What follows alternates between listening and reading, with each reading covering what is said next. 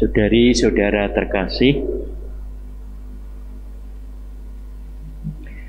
kutipan Injil hari ini menceritakan bagaimana Yesus ditolak oleh orang-orang Nazaret, tempat asalnya, karena mereka mengenal masa lalunya.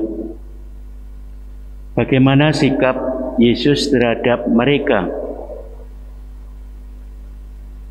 Penginjil Markus mencatat ia hanya menyembuhkan beberapa orang sakit dengan meletakkan tangannya atas mereka. Penolakan ini telah seolah-olah membatasi karya Yesus. Namun Yesus bukan pribadi pendendam. Justru dari sikap Yesus kita bisa belajar tentang cara dan seni mengampuni.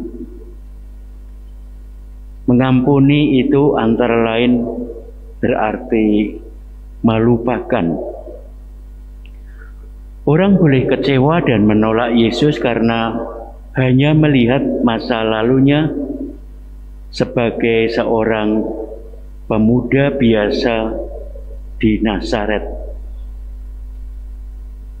Penginjil Markus satu-satunya dalam ayat ini disebut Yesus itu tukang kayu.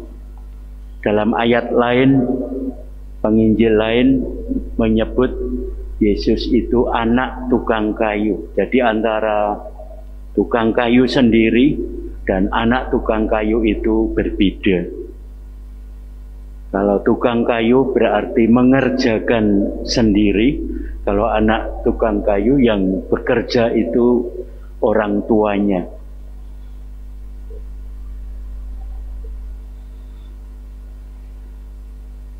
Di pihak Tuhan Yesus, ia melupakan kedegilan hati dan kebutaan mata mereka. Disebut dengan menyembuhkan dan memberkati beberapa orang.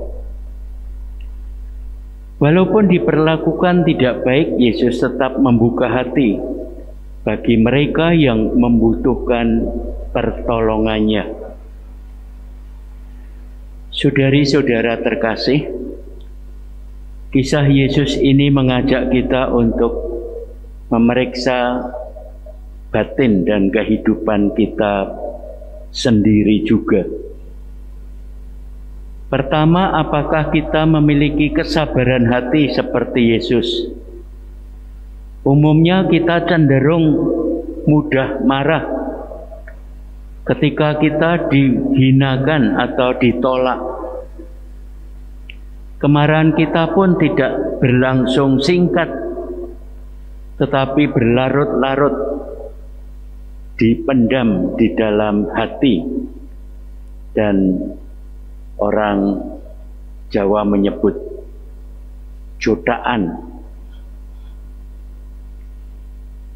Kita mudah mendendam. Bahkan kita seolah malah bangga dengan ketegaran hati kita seperti itu. Tuhan Yesus mengajak kita memiliki hati yang damai dan pengampun. Dan yang kedua, apakah kita biasa melihat kelemahan sesama tanpa melihat kebaikan-kebaikan mereka? Ada orang yang hanya melihat masa lalu tanpa menyadari bahwa manusia itu masih bisa berubah menjadi lebih baik. Apakah kita juga demikian? Kita hendaknya memiliki kemampuan untuk menghargai sisi positif seseorang dan tidak hanya melihat kekurangannya saja.